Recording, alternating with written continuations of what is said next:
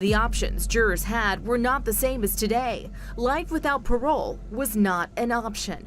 And I felt that as she was coming over to my apartment and I still don't know who it was that I saw, but I thought it was Farrah standing there. I cannot wait for the day when I see him laying on that table. And he left. Apparently he left to go and collect his money from. Fratta is set to be put to death on January 10th, 2023. Robert and Farrah had 3 children. Robert Fratta's case paints a disturbing picture of a marriage in shambles and the dark descent of a man driven by anger, bitterness, and a desire to evade his responsibilities. Background: Robert Fratta's case is a grim example of a heinous crime that occurred nearly 3 decades ago. It sheds light on the history and background of a former suburban Houston police officer who was executed for his involvement in a slaying for hire plot targeting his estranged wife, Farrah Fratta, in November 1994.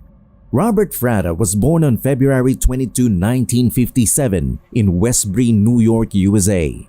He eventually settled in Texas, where he pursued a career in law enforcement. Fratta worked as a public safety officer for the city of Missouri City, a suburb of Houston, Texas. He appeared to be leading a relatively normal life until his personal life took a dark turn. The backdrop of his gruesome crime was a contentious divorce and custody battle between Robert and Farrah Fratta. The couple's relationship had deteriorated significantly, leading to a bitter legal battle over their children. The ongoing conflict and animosity between them would ultimately culminate in a tragic and shocking event. In November 1994, Farrah Fratta, aged 33 at the time, met a horrifying end in her own home's garage in the Houston suburb of Atascocita. If she would have acted differently, if she would have acted differently, to $1,000 and a car. I saw everything taped off, and I thought I saw Farrah. She was shot twice in the head, and the circumstances surrounding her slaying were deeply troubling. It was soon revealed that Robert Fratta had allegedly orchestrated a slaying for hire plot to eliminate his estranged wife. Prosecutors contended that Robert Fratta conspired to have his wife slayed. He was accused of enlisting a middleman, Joseph Pristosh, to arrange the slaying. Pristosh, in turn, hired a hitman, Howard Guidry, to carry out the gruesome act. The motive behind this cold-blooded slaying was rooted in a contentious divorce and custody battle, as Robert sought to eliminate his wife to gain an upper hand in the legal proceedings. Despite the mounting evidence against him, Robert Fratta vehemently maintained his innocence throughout the investigation, trial, and subsequent years on Demise Row. His claims of being wrongly accused only added complexity to an already convoluted and deeply disturbing case.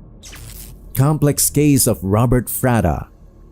The case of Robert Fratta is a haunting and complex story that spans over 3 decades, involving love, betrayal, slaying, and a convoluted legal journey that led to his demise sentence being overturned and reinstated. This narrative unveils the intricate details of the case, delving into the depths of Robert's life, his relationship with his wife Farrah, and the heinous slaying that shook a community and the legal roller coaster that followed. Robert Fratta's life took a fateful turn when he met Farrah, the woman who would become his wife. Initially, physical attraction wasn't a driving force in their relationship. However, Farrah's loving and caring nature won Robert over. Despite her engagement to another man, Farrah pursued Robert relentlessly, displaying qualities that endeared her to him. Their love story was one of personality and character rather than mere physical attributes. Farrah was petite, not fitting Robert's initial preference for larger women, but he felt that she was the one chosen for him by a higher power. Both Robert and Farrah were meticulous about their appearances. Robert, who had grappled with insecurity due to his short stature and slender build, had taken up bodybuilding and martial arts to boost his self-esteem. Although he was often complimented for his grooming and appearance, it stemmed from his past experiences of wanting to fit in and avoid being targeted for his size. The idyllic suburban neighborhood of Humble, Texas, where the Fratta family resided, became the backdrop of a horrifying crime. Farah's slaying occurred in the family's garage, where children would often play. The peaceful facade of the neighborhood was shattered on that tragic day.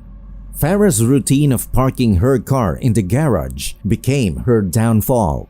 He's lying. He's been lying all night. I mean, y'all ask him about calling the attorney. Who's your attorney? He doesn't even have an attorney. Was already engaged to somebody from England, and yet she still kept pursuing me, knowing I was dating other women. Awful. Like, I don't even know how to put it really into words how much anger I have for her right now, but if it was different. As she exited her vehicle, an assailant entered through a side door, firing 2 fatal shots at her. Witnesses from across the street saw the gruesome act unfold, helpless to intervene. The triggerman swiftly fled the scene, disappearing behind a bush. Shortly after, a car pulled up and the shooter entered in, disappearing into the shadows. A bitter divorce and a gruesome plot. Robert Fratta's troubles began with the deterioration of his marriage to Farah Fratta. The couple's relationship had soured to such an extent that they decided to pursue a divorce. Amid this contentious legal battle, the stakes were high, with both parties vying for custody of their children. Instead of genuinely desiring custody of his children, he filed for custody primarily as a strategic maneuver to gain an advantage in the divorce negotiations. By seeking custody, he aimed to avoid the financial obligation of child support and potentially manipulate the proceedings in his favor. This calculated move set the stage for the further deterioration of his moral compass. As the divorce proceedings progressed, Robert Fratta's anger and bitterness grew, intensifying his desperation to escape the impending financial burden of child support.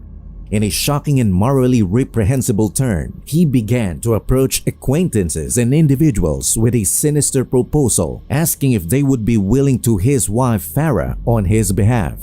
The chilling request demonstrated the depths to which he was willing to sink to avoid his responsibilities and exact revenge on his estranged spouse. Reports indicate that he approached at least 7 people, effectively casting a dark net to find someone who would participate in this heinous act.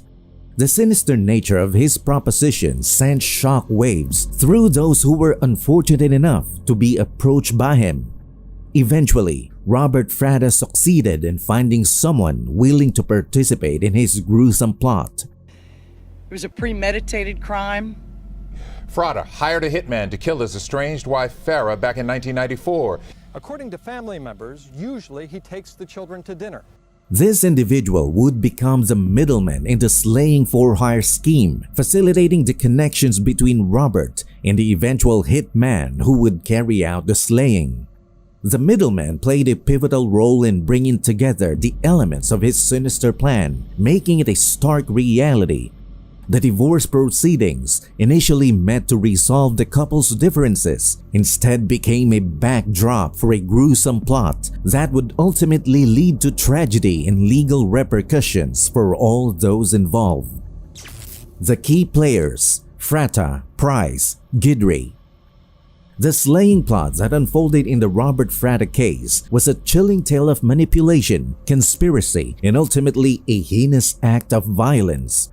At the center of this dark narrative were 3 key players: Robert Fratta, the mastermind behind the plan; Joseph Andrew Pristosh, the middleman who facilitated the connections; and Howard Paul Guidry, the cold-blooded shooter.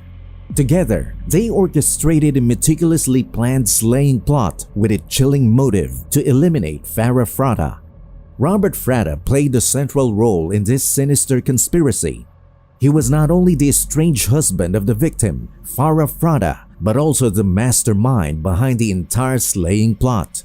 Fueled by bitterness, anger, and a desire to evade financial responsibilities in the context of a contentious divorce, Robert hatched a sinister plan to eliminate his wife. To create an alibi and distance himself from the crime, he had his children with him on the fateful night of the slaying. Robert believed that having his children as witnesses would provide him with an airtight alibi that would shield him from suspicion. However, Robert's meticulous planning did not account for one crucial factor: a trail of incriminating phone records that would later expose his involvement. These phone records would reveal the communication between key players throughout the night of the slaying, ultimately unraveling the conspiracy. Joseph Andrew Pristash, often referred to as Joe Price or simply Price, played a crucial role as the middleman in this nefarious plot. He was the individual who facilitated the connections between Robert Fratta and the eventual hitman, Howard Paul Guidry. Price's involvement was instrumental in bringing together the elements of the slaying for hire scheme. One of the most damning pieces of evidence against Price was the pager leased by his girlfriend, Mary Gibbs, who was present at the church with Robert on the night of the slaying. Throughout that ominous night, continuous phone calls were made between this pager and the other key players, including Robert Fratta. These phone records would serve as critical evidence in the case, demonstrating Price's active participation in the conspiracy. Howard Paul Guidry, known as Howard Guidry, was the most sinister figure in this macabre tale. He was the cold-blooded shooter who carried out the slaying of Farah Fratta as part of the orchestrated plot.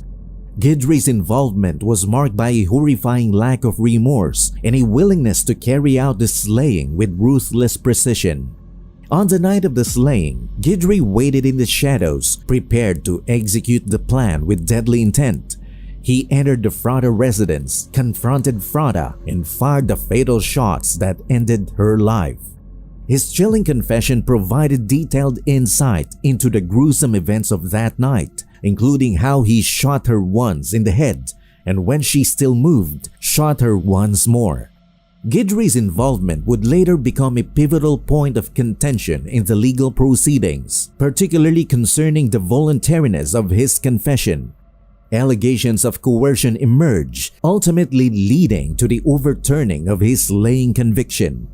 Overall, the key players in the Fratta slaying plot created a web of deceit, manipulation, and betrayal. Robert Fratta, driven by anger and a desire to evade his responsibilities, masterminded the plan. Joseph Andrew Pristash served as the middleman who facilitated connections, while Howard Paul Guidry was the cold-blooded shooter who carried out the heinous act. Their roles and actions would ultimately lead to tragedy, legal battles, and the exposure of a chilling conspiracy that left Farah Fratta dead. Was not allowed to make any calls. I mean, I thought they might have had a tape somewhere in the room. I kept saying into the tape what time it was, and I want to call an attorney. Maybe I'd have even the slightest bit of respect for her for owning up to it and saying, hey, I should go to the cops. Their names are Howard Guidry and Joseph Pristash. Neither has an execution date. And her husband Robert facing the consequences of his horrific plot. The unraveling of the case. The investigation into the slaying of Farah Fratta, orchestrated by her estranged husband Robert Fratta, was a complex and convoluted process marked by a series of twists and turns. The police's initial suspicions centered on Robert Fratta, but it was the discovery of key evidence and a chain of events that ultimately led to the unraveling of this chilling case. From the outset of the investigation, Robert Fratta was a prime suspect in the slaying of his estranged wife, Farah. The divorce proceedings had been riddled with bitterness and disputes, and Robert had expressed a desire to evade the financial responsibilities that came with child support. His calculated move to file for custody of their children as a strategic maneuver was a telling sign of his motives. However, suspicions alone were not enough to build a solid case against him. The breakthrough in the case came when investigators discovered an address book in Robert Fratta's car. Had his wife murdered to settle a divorce, something that millions of Americans go through. He had the gun with him. He emptied the gun. When I first got there, I initially thought it was a drug raid. within the address book lay a pivotal clue that would turn the tide of the investigation. The phone number of Mary Gibbs, who happened to be Joseph Pristosh's girlfriend, was found within its pages. This discovery was significant because Joseph Pristosh played a crucial role as the middleman in the slaying plot, connecting Robert Fratta with the eventual shooter, Howard Guidry. The connection between Mary Gibbs, Pristosh's girlfriend, and Robert Fratta served as a critical link in the chain of evidence, strengthening the case against those involved in the slaying plot. Bank robbery and Howard's arrest. The unraveling of the Fratta slaying case took a startling turn when an entirely unrelated incident brought Howard Guidry, the man who played the role of the shooter in the slaying plot, to the attention of law enforcement. This unexpected event would ultimately expose the darkest depths of the slaying conspiracy. In a seemingly unrelated criminal act, a bank robbery occurred in Houston, and Howard Guidry found himself implicated. As he attempted to flee the scene of the bank robbery, law enforcement swiftly moved in and apprehended him. It was during this arrest that shocking discovery was made. Guidry was found to be in possession of the very slaying weapon that had been used to kill Farah Fratta. The revelation that Howard Guidry had the slaying weapon in his possession sent shock waves through the investigation. Federal records later uncovered a critical piece of the puzzle. The purchase of this slaying weapon was traced back to none other than Robert Fratta, the mastermind behind the slaying plot. This discovery was a pivotal turning point in the case, raising disturbing questions about the extent of Robert's involvement in the chilling conspiracy to slaying his estranged wife, Farah. The existence of concrete evidence linking the slaying weapon to Robert Fratta shook the foundations of his defense. We talked to at least two people that she's made the statement that he said she'd be dead before she'd get out of the marriage.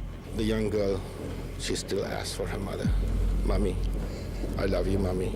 I kept praying to God, saying, is this the woman that you want me to marry? Because It cast a shadow of doubt over his claims of innocence, as it now appeared increasingly likely that he had played a much more direct role in the slaying plot than he had previously admitted. Guidry's gruesome confession. Howard Guidry's confession added a gruesome layer to an already chilling and disturbing case. In his detailed written confession, Guidry meticulously outlined the events that transpired on the night of Farah Fratta's slaying.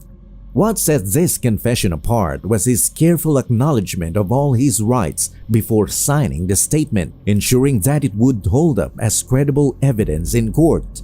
The death penalty is reserved for the worst in America. It is the government and society's highest punishment. When he did arrive with the children well after the shooting, according to family members, he showed no emotion and no sorrow. And takes that paper and hides it under a flower pot on the veranda, on the patio. Guidry's confession provided a bone-chilling account of the cold-blooded slaying of Farah Fratta. He described how he had patiently waited for her to return home, lurking in the shadows, knowing that Robert Fratta had his children with him that night as an alibi. As Farah entered her own home, Guidry confronted her, and in horrifying detail, he recounted how he had shot her twice, first in the head and then once more as she lay on the ground. The confession left no room for doubt about his direct involvement in the slaying plot. This confession became a critical piece of evidence, painting a gruesome picture of the calculated and premeditated nature of Farah Fratta's slaying. It revealed the depths of Howard Guidry's complicity and further implicated Robert Fratta in the heinous crime. The astonishing revelation. As the investigation delved deeper, it became clear that Howard Guidry, who had initially been thought of as a separate entity, was in fact Robert Fratta himself. Guidry had played a dual role, both masterminding the slaying plot and carrying out the heinous act as the shooter. Guidry's chilling confession, which provided explicit details of the slaying, left no doubt about his direct involvement in Farah Fratta's demise. The shocking revelation that the triggerman was none other than Robert Fratta himself sent shock waves through the legal proceedings, forcing a re-evaluation of the case. The investigation initially centered on Robert Fratta, but it was the discovery of Mary Gibbs' phone number in his address book that strengthened the case against him. The unrelated bank robbery involving Howard Guidry and the subsequent revelation that Guidry was in fact Robert Fratta himself added layers of complexity and horror to the case. This series of events ultimately led to a re-evaluation of the roles and culpabilities of those involved in the slaying plot, shining a spotlight on the shocking truth of Robert Fratta's direct involvement in the slaying of his estranged wife, Farah. The dominoes begin to fall. The first domino in this complex case fell with the arrest of Howard Paul Guidry, the cold-blooded shooter in the slaying plot. Guidry was apprehended for his involvement in a bank robbery in Houston.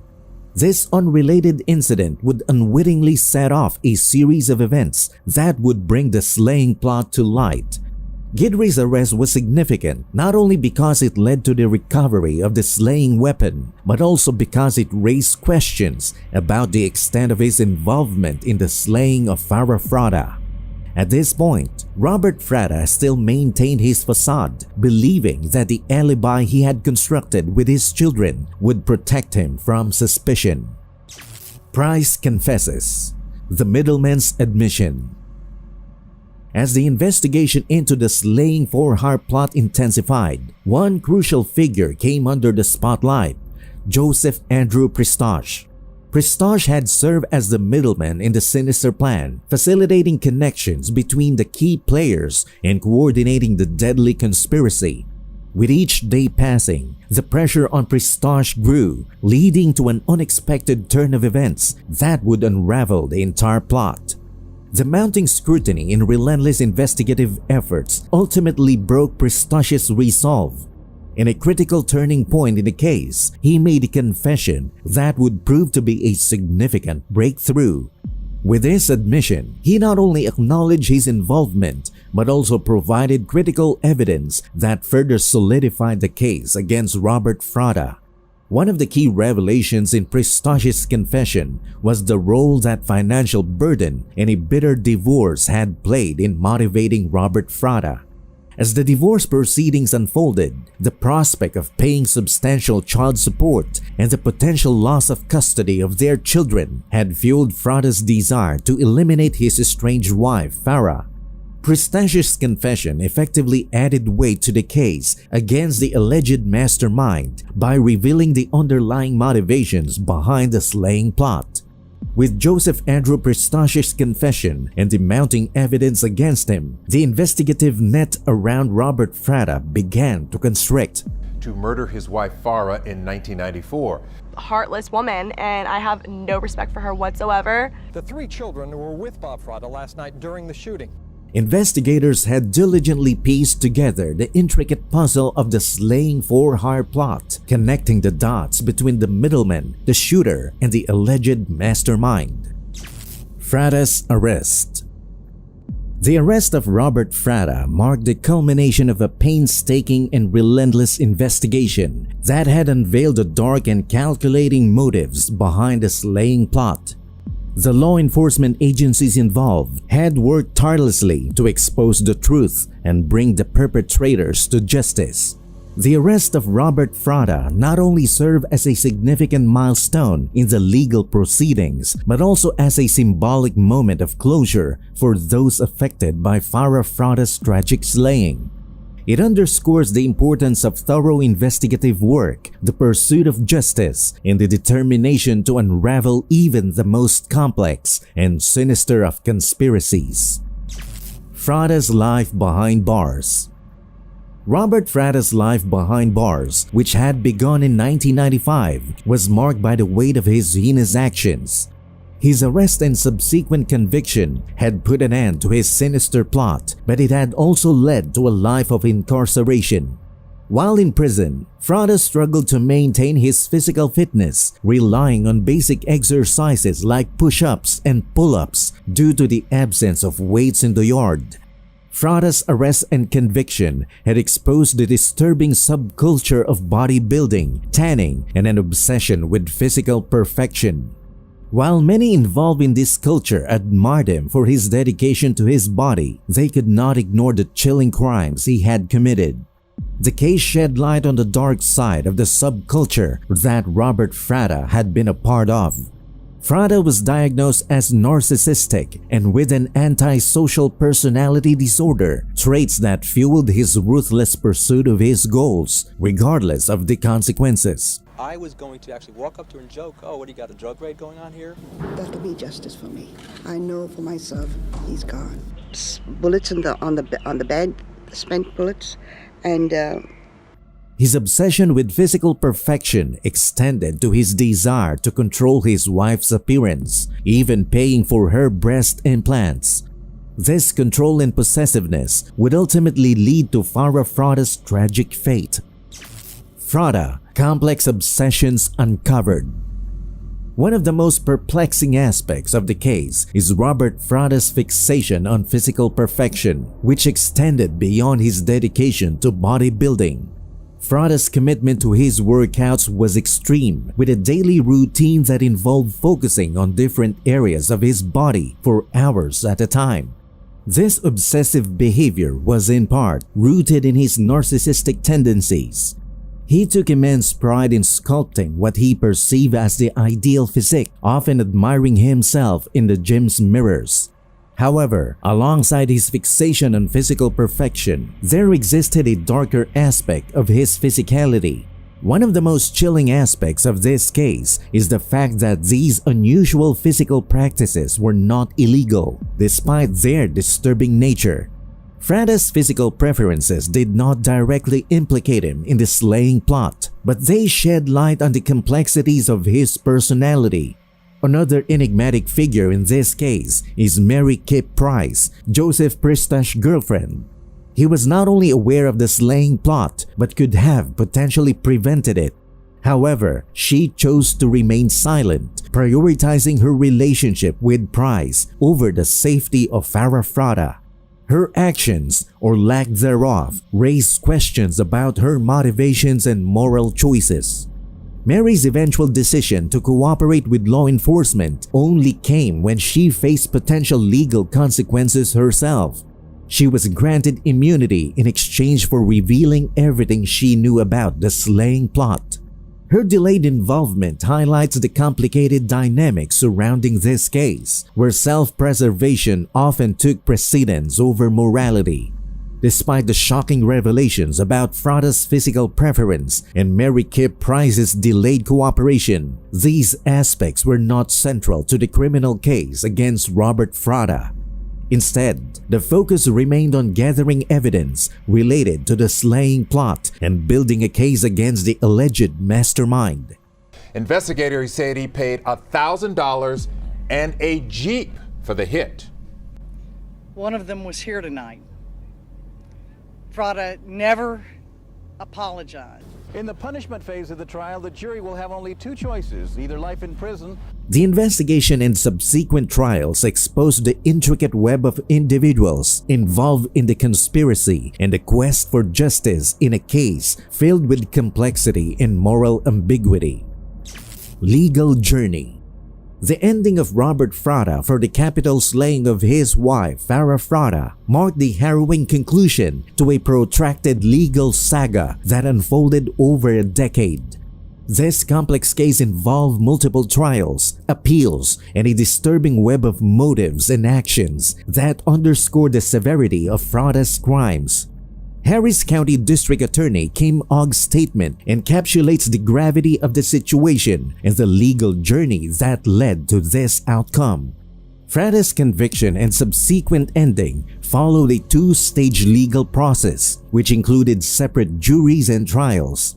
The initial trial in 1996 found Frada guilty of capital slaying. Frada's convictions hinge on the compelling evidence presented during the trials. The prosecution argued that he had masterminded his wife's slaying as part of a sinister plot to gain an upper hand in their contentious custody battle. This calculated act demonstrated his shocking disregard for human life, particularly considering his status as a law enforcement officer, which he attempted to exploit to evade accountability. The legal journey included a successful appeal and a subsequent retrial, each reinforcing the guilty verdict against Fratta and highlighting the heinous nature of his crime. The second jury, like the first, found him guilty of capital slaying and imposed the demise penalty once more. District Attorney Kim Ogg's statement served as a poignant reminder of the significance of Robert Fratta's ending. She characterized him as the worst of the worst due to his calculated orchestration of his wife's slaying and his subsequent attempts to evade responsibility. Fratta's despicable use of others to carry out the crime and his misuse of his position as a law enforcement officer to shield himself from the consequences painted a disturbing portrait of an individual devoid of moral compass and empathy. Want to cook for me, clean for me, do my clothes for me. I'm like, this woman's wonderful. So, and then the suspect was seen hiding by a tree. And I have no care for her. I don't care what goes on in her life. In essence, the ending of Robert Fratta serves as a sobering reminder of the consequences of extreme criminal acts and the pursuit of justice through a complex legal system. Ending of Robert Fratta. On the evening of the ending, Robert Fratta, age 65, received a lethal injection at the Texas State Penitentiary in Huntsville for the brutal slaying of his wife Farah in November 1994. He was pronounced dead at 7:49 p.m.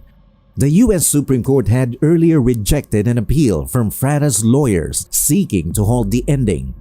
However, prosecutors countered that the hypnosis did not yield any new information or identifications. They further emphasized Fratta's repeated expressions of his desire to see his wife dead, including soliciting acquaintances for assistance in finding someone to carry out the crime. Joseph Pristosh and Howard Guidry, who were involved in the slaying plot, had also been sentenced to demise, solidifying the severity of their crimes. In addition to the slaying conviction, Robert Fratta was one of 4 Texas Demise Row inmates who had filed a lawsuit to halt the state's prison system from using alleged expired and unsafe ending drugs. The lawsuit sought to prevent the use of pentobarbital, the drug Texas employs in its lethal injection procedure. The ending's fate became uncertain when Civil Court Judge Catherine Mozzie in Austin issued a temporary injunction earlier that day. Mozzie believed that the pentobarbital might have expired and posed medical risk to the condemned inmates. However, Texas' highest criminal appeals court later overturned her injunction, and the state Supreme Court rejected an appeal, allowing the ending to proceed. The Texas Court of Criminal Appeals had previously barred Judge Mozzie from issuing any orders that could impede an ending. Throughout his legal battles, Fratta's defense had presented numerous appeals, all of which were rejected by the Supreme Court and lower courts. These appeals raised concerns about insufficient evidence, flawed jury instructions, partiality of a juror, and a ballistic evidence that alleged failed to connect Fratta to the slaying weapon. Last week, the Texas Board of Pardons and Paroles unanimously declined to commute Fratta's demise sentence or grant a 60-day reprieve. Fratta's tumultuous legal journey began with his initial demise sentence in 1996, which was later overturned by a federal judge. The judge ruled that confessions made by Fratta's co-conspirators should not have been admitted as evidence. Additionally, the judge's ruling described Fratta as egotistical, misogynistic, and vile, underscoring his callous desire to eliminate his wife. Subsequently, Fratta was retired and resentenced to demise in 2009. Andy Cahan, the Director of Victim Services and Advocacy for Crime Stoppers of Houston, highlighted the impact of Farah Fratta's slaying on her family. He noted that Farah's father, Lex Becker, who passed away in 2018, had raised Robert and Farah Fratta's 3 children with his wife. Kahan expressed the hope that the ending would provide a degree of closure for the children, enabling them to continue healing and moving forward without the specter of Robert Frada hanging over their lives. Frada's ending marked the first in Texas for the year, with 8 more scheduled later in the year. The conclusion of this decades-long legal battle. I miss you, Mommy. I know you're in heaven, and someday when I die. A quick briefing tonight. Robert Frada was executed for the 1994 murder. But she wasn't she was only like 5'4" and about 116 pounds when we met. Well, I always liked bigger women then because serves as a somber reminder of the enduring pursuit of justice and the profound impact of such cases on the lives of those involved. The Frada Case Legacy. The Robert Frada case, marked by a gruesome slaying plot, bizarre physical practices, and complex interpersonal dynamics, leaves behind a legacy that continues to intrigue and disturb society. This high-profile case serves as a stark reminder of the depths of human depravity, the complexities of criminal investigations, and the moral choices individuals make when faced with knowledge of heinous crimes. The legacy of the Frada case extends beyond its peculiar and disturbing elements. It highlights the challenges law enforcement faces when investigating intricate conspiracy cases where multiple individuals may be involved, each with varying degrees of culpability. The case underscores the importance of gathering compelling evidence, navigating the legal system, and ultimately achieving justice for the victims and their families. Moreover, the Frada case serves as a cautionary tale about the consequences of manipulating the criminal justice system. What her boyfriend was, because they were living together. I was completely denied all that. Like I said, I was beaten, and this was ridiculous. And grew to love her and fall in love with her for the personality that she was. Frada's attempts to evade responsibility and his manipulation of witness and evidence ultimately failed as he faced the ultimate punishment, ending. In the end, the legacy of the Frada case reminds society of the capacity for darkness within individuals and the resilience of the criminal justice system in the pursuit of truth and justice. It also raises questions about the boundaries of loyalty, morality, and self-interest when individuals are faced with knowledge of heinous crimes. Lessons and insights. The Robert Frada case offers several valuable lessons and insights for both the legal system and society at large. These lessons encompass aspects of criminal justice, morality, and human behavior that can help us better understand and address similar situations in the future. 1. The complexity of criminal cases. The Frada case underscores the intricate nature of criminal investigations and trials. It revealed how various factors, from unusual physical practices to complex personal relationships, can muddy the waters and make it challenging to unravel the truth. Law enforcement agencies and legal professionals must be prepared to handle such complexities with thoroughness and objectivity. 2. The importance of thorough investigation. This case serves as a reminder of the critical role thorough investigation plays in ensuring justice. It took multiple trials and years of legal proceedings to secure a conviction against Robert Frada.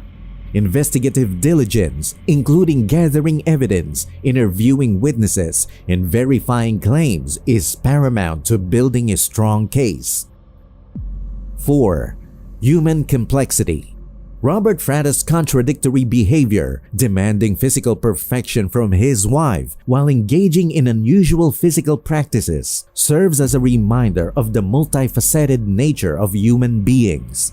This complexity should be considered when evaluating criminal behavior and motives, as motivations can be driven by a mix of desires, insecurities, and personal history.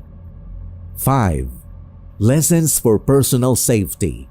On a broader societal level, the case underscores the importance of personal safety, specifically in domestic situations. Frada did not make a last statement. He stared straight ahead at the ceiling. I'm glad justice has prevailed freedom has prevailed. But last night he told sheriff's deputies that they all went to church. It serves as a reminder that individuals facing tumultuous relationships or custody disputes may be vulnerable to harm. Advocacy for support services, legal protections, and education on recognizing signs of danger can help protect potential victims. 6. The pursuit of justice. Despite its complexities, the Frauda case ultimately demonstrated society's commitment to the pursuit of justice. Multiple trials and appeals were conducted to ensure a fair process and hold the perpetrators accountable. It illustrates the resilience of the legal system in the face of challenges. That's all for this video, folks. See you next time.